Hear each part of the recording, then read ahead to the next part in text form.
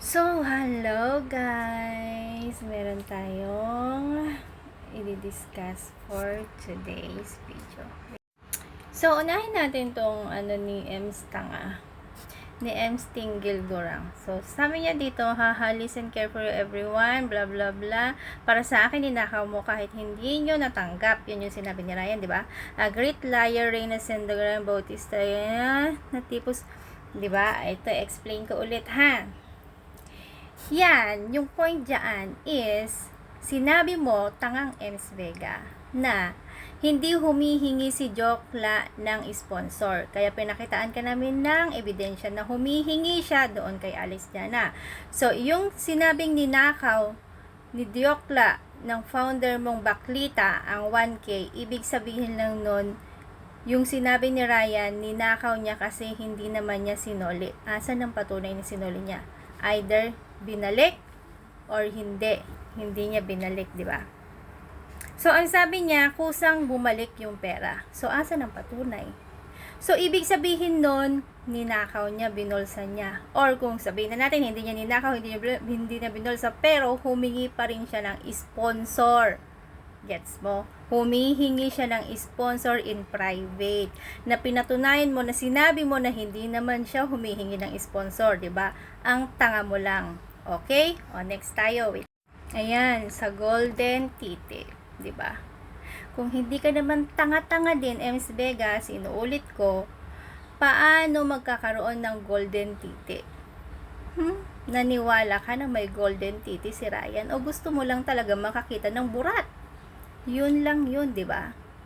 So, sinasabi mo, ay pakita mo yung iiyot sa akin ng Golden Titi mo, ganyan-ganyan. Gaga ka ba, Ems Tanga? Saan ka nakakita na may Golden Titi? Eh yun, sabi ni Ryan, paano niya isasampal sa'yo ang golden niya? Kasi nga, walang ibang babae or sino-sinong babae, lalo ka nagurang ka at matanda ka na, alangan na may papakita niya sa'yo, iiyutin ka niya, iiyot niya sa'yo yung titi niya. Para sa kanya, gold yun. Alam mo yun, ginto yung titi niya, hindi kani-kanino niya ipapasok. Gets mo? So, ito pa. Yan. Ba, tinakpan niya yung ng founder niyang Manyakis. Ako lang talaga pinakita niya. For your information, sa backstage yan, okay? Nilabas namin yan. Pinatunayan lang namin yung founder mong Manyakis na sinasabi niya hindi siya Manyakis. Yan, ganyan siya sa backstage, okay? So, kung bumubuka ka ako dyan, at least, so, nasa computer, na ano ba niya? Nakita ba niya? O kahit ibukangkang ko yung puki ko dyan, nakita ba niya? Ha? Nahawakan ba niya? Diba? Hindi. Tanga, ano mo pa sa akin yan, nagaganyan nga kami live for entertainment para sa amin, okay?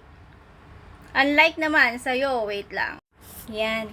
Unlike naman sa'yo, in public, nagaganyan ka. Okay, sabihin na natin, hindi yan sa simbahan, di ba? Pero nasa loob ka ng simbahan, sabihin mo nasa backstage ng simbahan, sa simbahan pa rin. At ang hindi mo is naggaganyan ka in public sa live mo. Kung matino kang babae, sinabi mo matino ka, 'di ba? Maka-Diyos ka. Kailangan ba ganyan ka? Pinapakita mo yung legs mo ganyan. Sabihin na natin, hindi nakikita ang pekpek mo pero kulang na lang nakikita ang puki mo, Ems Vega. Okay? Yan yun. Ito lang sabihin natin, ako bumubuka ka in live pero hindi nakikita. Ikaw, bumubuka ka ako in live na hindi nakikita pero alam nila na ganun ako on live, 'di ba? Eh ikaw, na alam nila na maka-Diyos ka, na sinasabi mo na banal-banalan ka, tapos nagaganyan ka on live. So, sinong nakakahiya doon?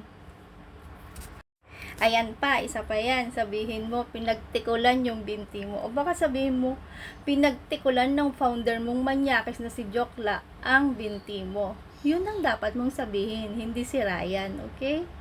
Kasi siya yung nagtitikol na habang nanonood ng live at nagtitikol sa video call. Baka ikaw, pinagtikulan ka ng founder mong si Jokla. Tama o mali? At isa pa yan, ba? Naghalongkat. Okay, sabihin ko yan in public. So, gaya ng sabi ko, nag-aalog ako. Inaalog-alog ko yung dede ko on live, di ba? Ginawa ko yan in public para sa amin entertainment. Kung hindi mo kayang panoorin, wag mong panoorin, pero inaano mo sa akin yan. And so what? At least ako, alam nila na umaalog ako, hinahawakan ko yung dede ko on live in public. Pero ikaw, nagpapakita ng legs at pek-pek on live. Diba? Na isang sinasabing banal-banalan, isang makadiyos na babae, na marangal na babae. What the heck? Yan din. Saan banda? Wait lang. Saan banda nasampal si Ryan dyan? Yung sinabi nung babae na kaibigan mo na mas grabe nga yung ginawa ni Ryan kasi nilabas niya walang consent. Okay, sabihin natin, walang consent. Di ba pinakita na yung sinasabi yung walang consent? Saan nasampal si Ryan dyan? Ha? O baka mas mag-stick tayo doon sa sinabi niya na, doon sa pinalabas na voicemail ng babae niya na nagtitikol ang founder mo. 'Di ba mas sampal sa inyo 'yon? Kasi makajos kayo, pero may mga ginagawa kayo, backstage may ginagawa kayo sa mga private nyo. May ebidensya. O sabihin na natin diyan, sinabi ng babae, walang consent na hindi niya maalala na nagsabi siya na may consent si Ryan na ilabas ang ano na yan, ang voice message na yan. Di ba? Yun yung sinabi niya. Pero may nilabas si Ryan. At ngayon, sinabi ba nung babae dyan na hindi niya sinabi na nagtitikol si Jokla in private? Meron ba siyang sinabing ganun? Di ba wala? Pero sino mas nakakahiya? Yung nagtitikol in private na yung may ebidensya na si Jokla Manyakis na founder mo na pinagtatanggol mo?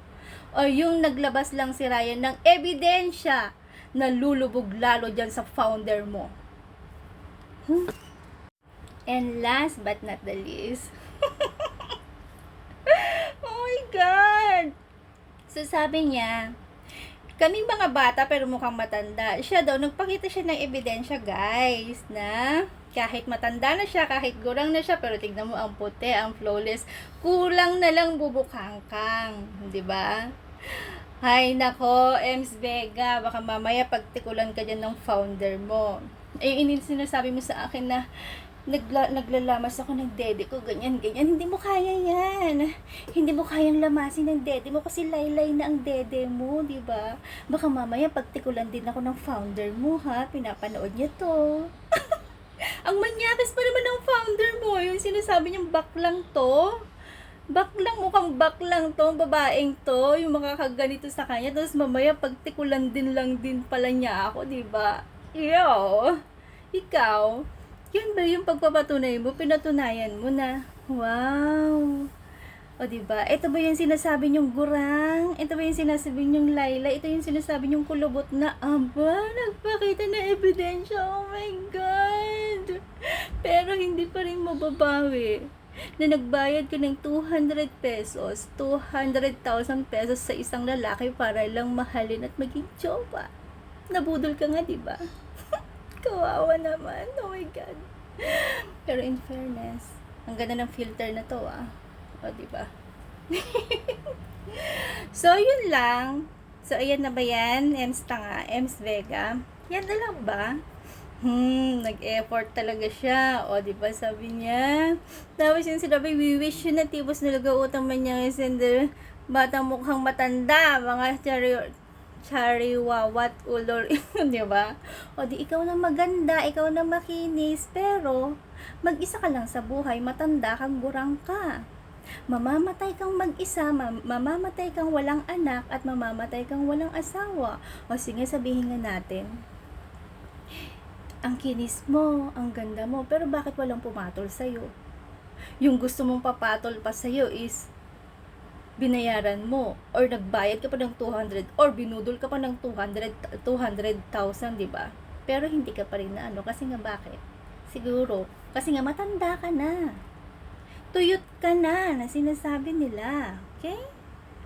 So, yun lang guys. At yun lang ang video sa araw na to. Char. Bye! This is MJ.